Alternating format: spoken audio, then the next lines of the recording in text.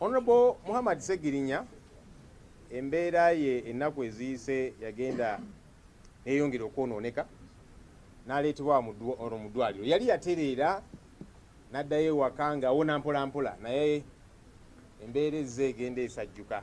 Yaleetebwa wano mu ddwaliro era abasawo ne batugamba amu n'abazadde ne famire nti tumaking sure nti abantu tebajja kumulaba kubanga embeera gye yali alimu nga kimwanguyira okukwata infections, okufuna infections. So kyovudola abantu bangi abadde baagala okujja okumulaba naye nga ne famire tekkiriza kubanga twakikanyako baddokita nga be batuwabudde soke tumuleke ayinza okufuna infections ez'enjawulo.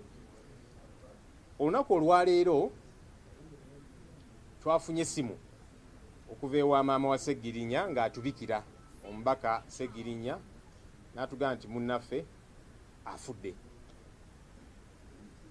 Era amawulire ne gayitingana ne tujja wano mu ddwaliro, tuzze ne tusinkana abasawo ne tugendako mu ICU okulaba munnaffe.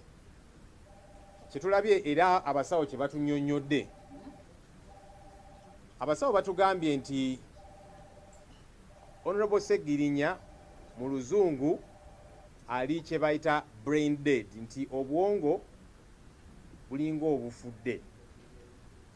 Organs zonna zishatinze down, zisirise, naye